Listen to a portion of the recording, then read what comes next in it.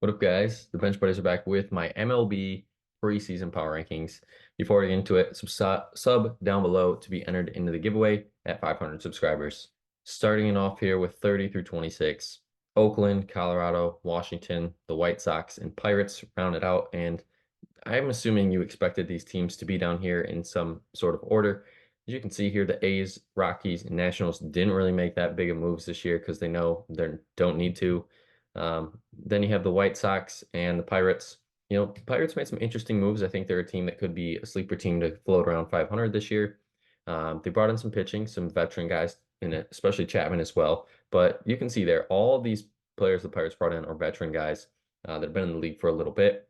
Same with the White Sox, bring in some veterans, get the guys, bring them up. Brett Phillips is an interesting piece for the White Sox. I think he can play some good innings there. These guys, I think the closest team that could possibly be towards the middle is those Pittsburgh Pirates. 25 through 21. This is the teams where I think, besides the Royals, where you could find them 10-ish games below 500. But then you could see some teams in this ranking be right around 500, possibly a little above, just like the Marlins were last year. But the team to look out for in this slide, Giants, Royals. I think the Royals could make a nice little run. I'm not saying they'll be really good, but I think they could be a 70-plus win ball club when it's all said and done. They've got a lot of young rookies coming up. As long as they can stay healthy, this Royals team is pretty good. Adam Frazier, Hunter Renfroe, and Waka, I think, was a good signing for them.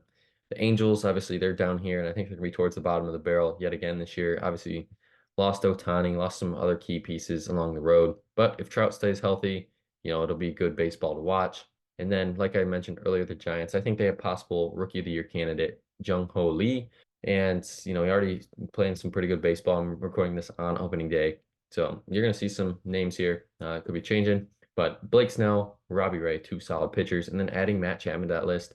Giants are telling you they're not afraid to spend this offseason and compete with those big boys in the NL West. The Marlins are my team that I think is going to fall back a lot this year, probably fall to under 500. Didn't make too many moves, let a few guys walk, and Jazz Chisholm already calling out a few of those guys that left. But the Guardians, they didn't add anything as well. But they're a team that floats around 500 almost every year. 20 through 16. Now, these are the teams that could be wild card teams or possibly win their division, like the Tigers or the Twins. Those two, in my opinion, are going to be fighting for the AL Central. But obviously, I'm a Tigers fan, so I got to go with my bias there. The Tigers did a lot this offseason. Nothing crazy, but did a lot to revamp that rotation and bring in some key pieces. Obviously, Keston here is in AAA, but he's a good call up when needed. The Twins, obviously, I mentioned them earlier, didn't do too much, but they got rid of some starting pitching, but only brought in DeScalfani. And, I think that's a big concern for them is they're depending on some young guys. Then you have the Brewers and Cardinals have the NL Central. Brewers, interesting piece. DL Hall, I think he can be very good for that team. And then they brought in two catchers because they didn't know who to roll with behind Contreras. Rhys Hoskins is going to be good for them. And then the Cardinals, Sonny Gray, probably going to be good. Lance Lynn already hurt, not a good sign. Kitteridge, I think the Cardinals, if they can get him back to his 2020, 2021 ways, he'll be great addition. And then obviously re-signing Matt Carpenter, and then surprisingly signing Brandon Crawford, letting the Giants walk. 15 through 11, you have possibly the NL Central winner on the Cubs and the Reds.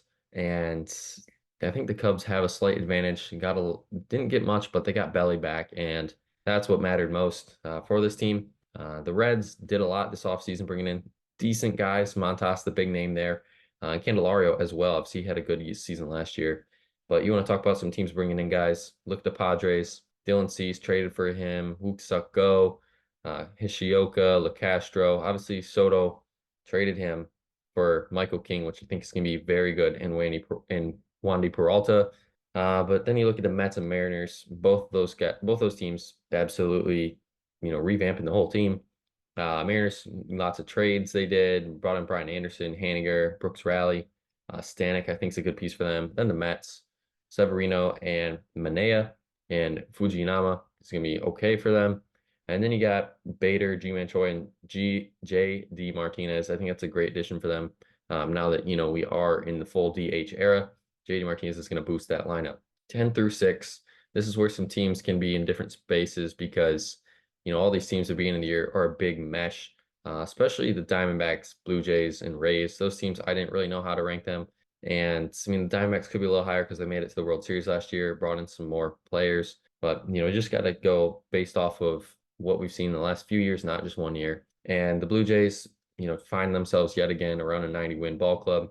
Diamondbacks hope they can run it back with some pitching additions and into the outfield. The Rays concern me with what they did, trading Glass now for, Peppett. And they did enough, I think, to be good, but almost 100 wins. I don't think that's possible for them again. Astros bringing in Hader, hoping to get Verlander back off the IL soon. And Hader is going to look great there for the Astros.